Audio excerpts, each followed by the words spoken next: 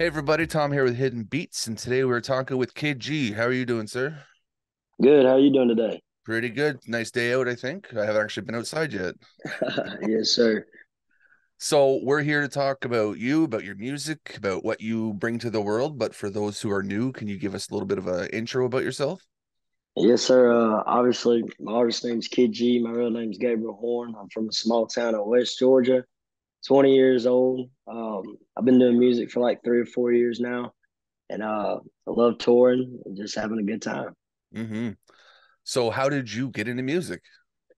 Really, I got into music just messing around with my friends. I was like 15, 14 years old, and we would just freestyle for hours and just thought it was fun. And then one day, I didn't know what I wanted for Christmas, and so I got to the age where just everything I wanted, I kind of already had. And I asked my parents, I was like, "Can I get a studio set up?" And they looked at me like they seen a ghost.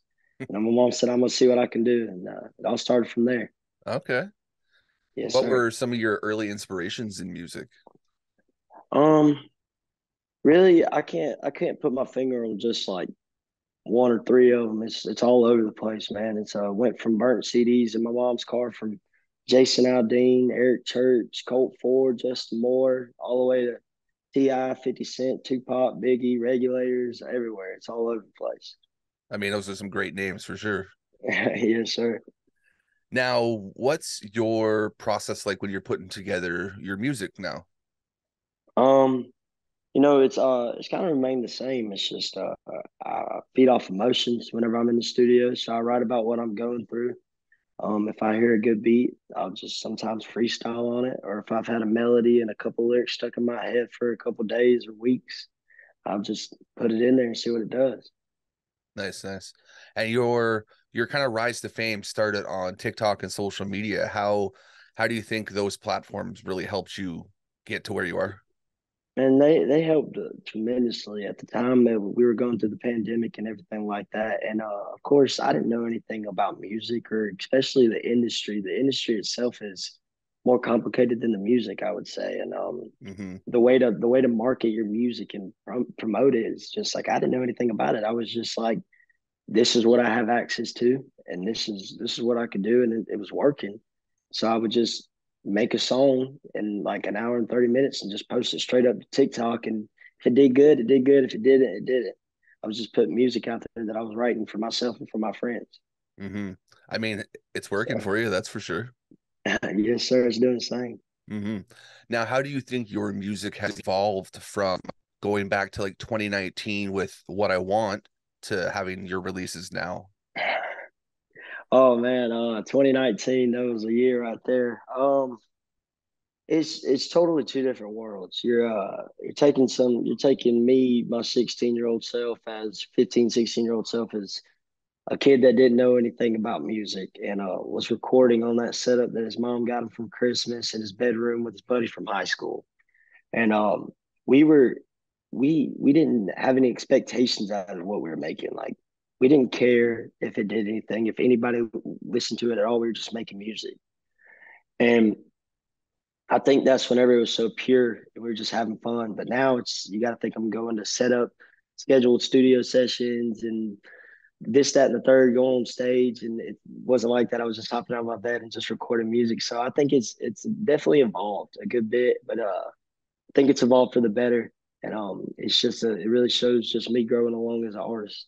hmm So I actually got a chance to see you live at 2022 Boots and Hearts. So you were kind of Heck yeah, a surprise for me. I was actually out covering, and I got some cool pictures of you too on stage. heck And yeah, I like just the combination of, I even wrote in my notes from that day, like, oh, there's a little bit of hip hop, a little bit of rock in here. You had all that extra swag going on. So is it important to you to try to merge genres or just do what you can when you're feeling your song? but my thing is like I never even notice like whenever I'm doing those things. This might be the weirdest analogy I've ever came up with, but it just came to the top of my head. You know how like people walk bow legged? They don't know that they're walking bow legged. They're just walking how they walk. And I'm just playing music and writing the music and singing it the way I would just sing it. It's just it's like having an accent. You can't help it. You're just doing your thing. And hmm I think it's cool that I touch those things, and I God God honest, don't even mean to. It's just I'm having fun, and I'm definitely not trying to steer away from anything. I'm definitely keep my options open and just make music. If it comes out good, sing a certain way, then it comes out that way. Hmm. And like I said, I thought it was fun. You looked like you were having fun on stage. It was just a I have a good time blast, for sure. Yeah. man. Boots and Hearts. I remember I woke up at like backstage of the festival. I hadn't had a shower in like 2 or 3 days, and because there were we hadn't had showers like been available to get to them, and Hmm. I was like, looked at my manager. I was like, "Man, can I get a shower?" Like so excited just to get a shower. She was like, "No, you're on 30," and I was like, "30." And all my clothes are wrinkled. I didn't have an outfit picked out, and I was like, "Screw it, I'm just gonna wear the outfit I wore 2 days ago." And I was so nervous. And a lady walked up to me, and she was like, "You know you're legal to drink here, right?" And I was like, "Oh hell, you shouldn't have told me that." And once I walked on stage and just saw the crowd, I was like, "Damn!" I was like, "Canada's really putting on for me." Hmm. Yeah, Boots Yes, is it was a a fun blast. thing. Yeah. Yes, sir. So you're on tour right now. How has that been going so far? It's been going. It's been tired. It had some tired moments, a lot of good moments, and a lot of fun moments. It's just been tour, having fun. Has there been one date so far that's been a holy crap, look at how good this one was? Um, and there's been a couple. The one that really stuck out to me this year was my first hometown show, and I've always aimed and shot for that. Like that's always been on my number one on my dream bucket list, everything like that. It's just how I've always wanted to play back home Hmm. because that's who I was making music for was my friends.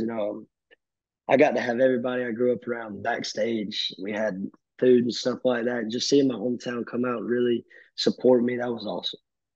Has there been a fan interaction that you were kind of surprised and taken back by?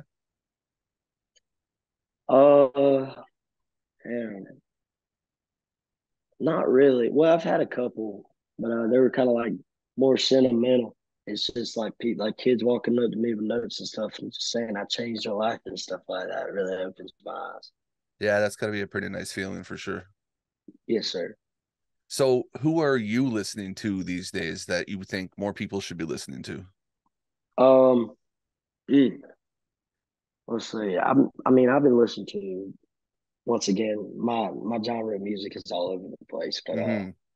I've been listening to like newer artists. I've been listening to Dylan Marlowe. I think he really deserves everything he's getting right now, and some. I think he deserves a lot. Dylan's a really good person. Chase Matthew.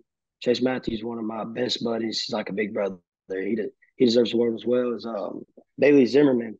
Been around Bailey since shoot. I hit Bailey up once he put his first song out on TikTok. And Bailey's doing really good things right now, and I think he's going to go far. But I've been just listening to everybody. I think everybody deserves a chance, and everybody deserves some spotlight and their time on stage. Yeah, I actually got to see Bailey live at Boots this past year now, and he brings some energy to the stage, that's for Oh sure. yeah, he does. He does. He does. Hmm.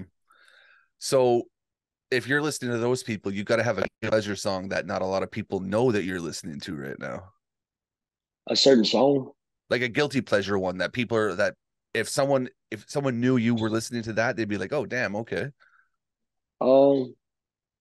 Okay. Let's see. Uh. Gosh, what would be a song? Okay, for sure. Female version wise, I listen to. Got to go Tennessee Orange, Megan Maroney, but I don't think that's really a surprise. Or I gotta go. And I listen to a lot of Lil Baby, a lot of Lil Okay. Baby. Yes, sir. A lot of rap artists. Yeah, I can't really think of the number one song off the top of my head, but I listen to a lot of rap artists.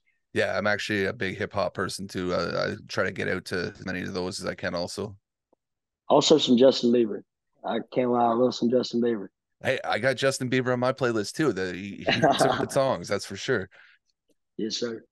So I do have a couple fun questions I always like to ask when I'm doing an interview, and these ones kind of make you think a little bit more. And the first one's probably the most important one for me is what's one thing you think should be asked more in an interview that's not asked enough? Oh, that's a really good question. That's why it's my Um, favorite. Gosh, oh my lord, Now that's I a look at really this good two question. different ways too, though. You can even look at it as something that you might want to hear when you're watching an interview, or just Hmm. something that you think more people should know? Yeah. Shoot. Gosh, I don't even know. I have to think about that. That's like probably the best question I've ever had in an interview. That's why it's my Not, favorite. It's the yeah, not most. even, it's about to sound so cliche, and I'm gonna give you a better answer than this, but I not only would I hate to answer your question with your question, but I love that question. I would say that question needs to be asked more, but also, man, I'd probably say family. I'd ask about family. That really takes a lot off an artist's chest and doesn't really get to talk about that as much on the road and doing what they do. Everybody just wants to talk about music. It gives them a second, slow down. But most people probably don't want to hear about people's family, but I'd say family. Okay, no, that's a good one. I like that.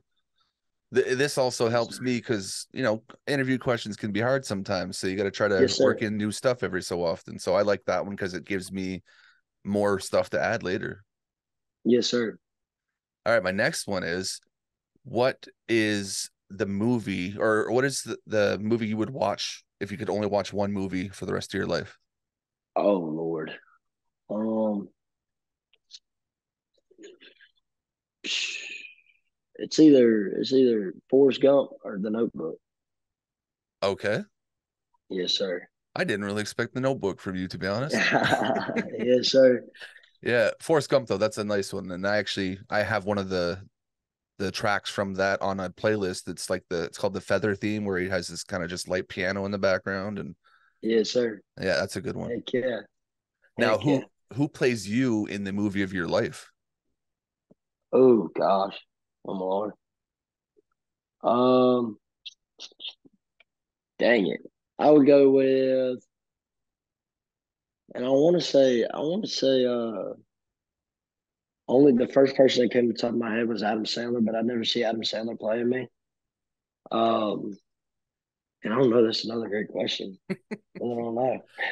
Adam Sandler, I could see, because you guys, do you have a similar kind of, just the way you're carrying yourself? I could Yes, see sir. that. Yes, sir. Heck yeah. Now, what is one of the biggest lessons you've learned so far in your career?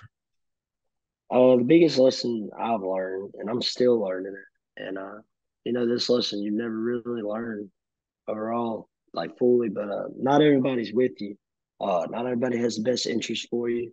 Not everybody is going to do nor does the things they say they will do or do. And nobody will love you like your family will. Like your number one supporters will stay with you and they don't want nothing from you. They just want to see you succeed and do good and have the best interest for you. That's a good one for sure. Yes, sir. Now, Thank you. now, what is your thoughts on the music scene today? There's a lot going on. It's so oversaturated. How do you see things looking right now? Man, I love that question too. I think that definitely me growing up in a small town, and everybody likes to say sometimes, kids, you ain't country. Um, I think that I kind of like the direction Morgan Wallen's taking it, adding some fun to the country, and it's definitely something new. And a lot of old country listeners that might not really like what he's doing like 808s and trap beats with rap artists. But man, I think that shit's awesome. Excuse my language, but I think it's awesome. Hmm. I think a lot of people are a little uptight and need to just sit back and observe everything and just really see talent as talent and good music is good music and don't take it out of the category just because somebody looks different or does things a different type of way and it's not what you're used to. Sometimes different is good. Different's cool, I think not only just Nashville needs more different, but I just think like radio, everybody needs a little bit more different to spice things up a little bit. Never know unless give somebody a chance. 100%. And genre bending is the way to go now. There's no doubt about it. It's just the way music is, and I think a lot more people are accepting of that, at least now. Yes, sir. Now, funny question. Do you think a hot dog is a sandwich? No, I do not. Okay, now why? I just think a hot dog is a hot dog.